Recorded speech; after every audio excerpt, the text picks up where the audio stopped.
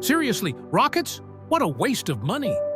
The voice came from 14B, loud, sharp, the kind of voice that doesn't care who hears it. Elon Musk sat in 14A, window seat, hoodie up, earbuds in, but nothing playing. He stared quietly at the clouds outside. The man next to him, mid-50s, red tie loose, clearly a few drinks in, turned toward him. "You look familiar. Wait, aren't you that space guy? Musk?" Elon smiled politely. "That's me?" The man scoffed. "Unbelievable. You're the guy dumping billions into flying tin cans while we've got real problems down here." A few passengers turned their heads. The flight attendant paused, unsure whether to step in. "I believe space has value," Elon said calmly. "Oh, please," the man barked. "Real businessmen don't chase sci-fi. We solve actual problems." "Everyone chooses their problem," Elon replied. The man leaned back with a mocking grin. "You're not a businessman. You're a showman. A meme." The tension in the cabin thickened. A kid 2 rows up whispered, "Mom, that's Elon Musk." The flight attendant approached. "Sir, please lower your voice." But the man waved her off, still smirking. "Bet you can't even explain how a rocket works without your team." Elon didn't flinch. He pulled a pen from his pocket and flipped open the tray table. "Want to test that theory?" he said. Passengers leaned in, phones ready. And just like that, a random seatmate turned a peaceful flight into a moment that would be seen by millions. Elon uncapped his pen and began sketching calmly on the tray table. His handwriting was neat, almost surgical. Symbols flowed, dvi, emru, and one, elen, the rocket equation. The cabin grew quiet. The man beside him squinted. "What is that supposed to be?" "It's the Tsiolkovsky equation," Elon said softly, "used to calculate the velocity a rocket needs to escape gravity." He finished the final symbol with a light tap of the pen, then slid the tray slightly toward the man. "Here," he said, "walk me through it." The man's smirk faded. "What?" "Take your time," Elon said. "I'll wait." The man looked at the symbols like they were hieroglyphics. I don't have a calculator." "You don't need one," Elon replied, offering a small smile. "Just basic understanding." A passenger in 15C whispered, "Oh, this is getting good." The man huffed. "This is ridiculous." Elon leaned back. "This is what we use to calculate stage separation and propellant mass ratios. It's not a meme." The man stayed silent, his face reddening. Elon gently picked the pen back up and, in under 10 seconds, solved the equation in front of everyone. "About $48,000 per launch cycle in fuel," he said, tapping the answer. Someone behind them clapped, then more joined in. The man said nothing. He stared at the seat in front of him, lips pressed tight.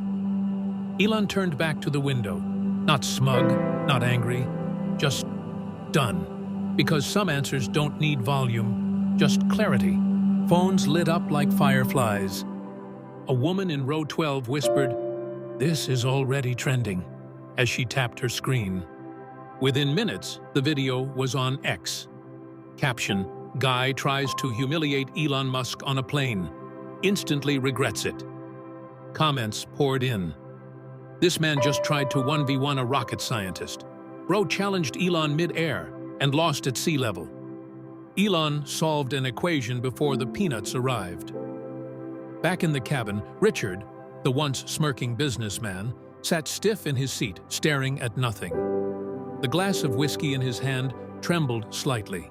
Elon noticed, but said nothing. From across the aisle, a small boy leaned over, holding a toy rocket.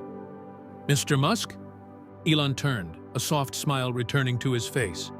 "Yeah?" The boy whispered, "My dream is to work at SpaceX one day." Elon gently took the toy rocket and examined it like it was a prototype. "Keep dreaming," he said. "That's how everything starts." The kid beamed. The plane began its descent.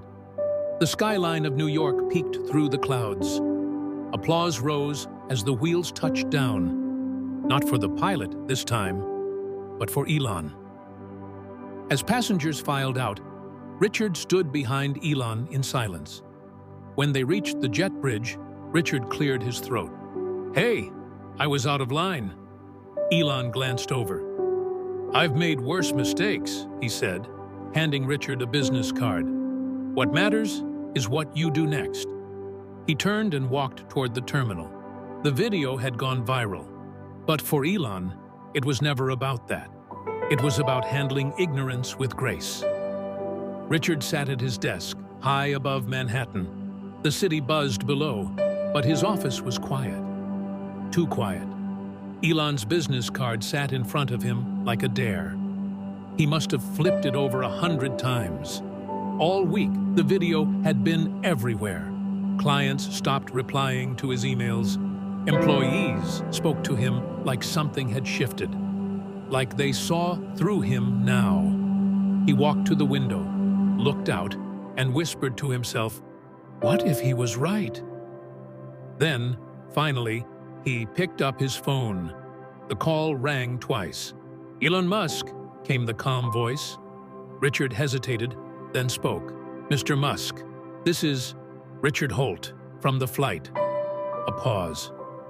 "I remember," Elon replied, no judgment in his voice, just stillness. "I wanted to apologize," Richard said, trying not to sound rehearsed. "I acted like a jerk. I know that." Elon stayed quiet for a beat. Then, "Everyone has a moment they're not proud of. What you do next matters more." Richard exhaled. "I don't want this to be what people remember me for." "It doesn't have to be," Elon said. "Come visit Tesla. Let's talk in person." "Really?" Richard asked, caught off guard. Elon chuckled. "I believe in second chances. Besides, I think you're smarter than your worst moment." Richard sat back in his chair, eyes misting. "Okay," he said. "I'll be there." As he ended the call, something shifted inside him. Not pride, not shame, possibility. Tesla's Fremont factory hummed with life. Robot arms dancing, workers gliding between machines, electric sparks flashing in rhythm. Richard stood in the middle of it all, safety goggles on, looking entirely out of place. Until Elon walked up, tablet in hand. "Glad you came," he said with a nod. Richard looked around, still trying to take it all in. "This is overwhelming." Elon smiled. "Yeah, it usually is at first." They walked side by side through the production line. Elon pointed out energy usage graphs, routing algorithms, efficiency bottlenecks. "You run a logistics company," he said. "What would you change here?" Richard blinked. "You actually want my input?" Elon stopped walking. "You were loud on the plane. Let's see if you can be useful here." It wasn't an insult. It was an invitation. That week, Richard poured himself into the data. Late nights, endless charts, endless questions. He wasn't trying to impress Elon. He was trying to earn the second chance. And it worked. 2 weeks later, Richard's distribution model shaved 14% off delivery delays. A new software update pushed live. The Tesla fleet got faster, smarter. The media caught on fast. Plain argument turns into Tesla partnership. From insult to innovation. One headline simply read, "Elon saw potential." And it paid off. Richard stood beside Elon at a press conference, this time no tie, no ego. "Thank you," he said quietly. Elon leaned in. "Don't thank me. You showed up." And for the first time in years, Richard didn't feel like the guy in 14B. He felt like someone who finally belonged in the room. 1 year later, Tesla's distribution network was the envy of the industry. Deliveries were faster.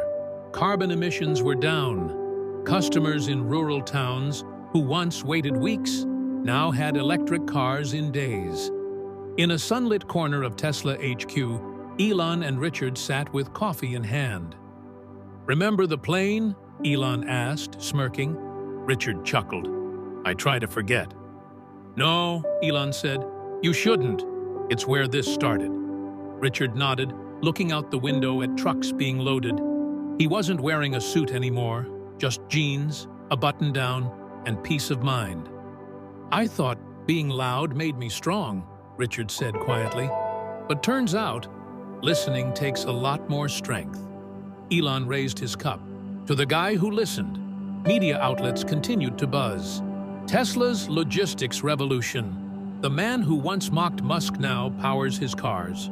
But Richard didn't care about headlines anymore. He cared about the interns he mentored, the young logistics planners he now taught weekly at community colleges.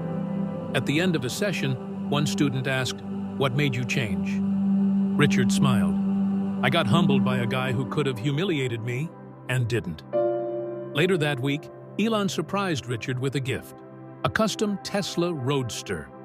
On the dash, an engraving read, "From Flight to Future, EM."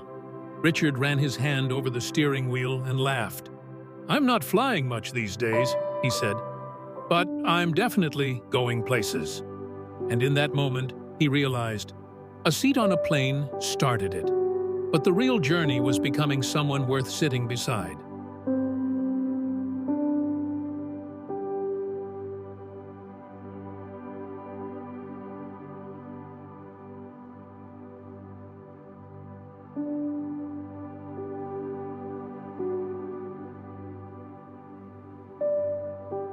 If this story touched your heart, don't forget to like, comment, and share.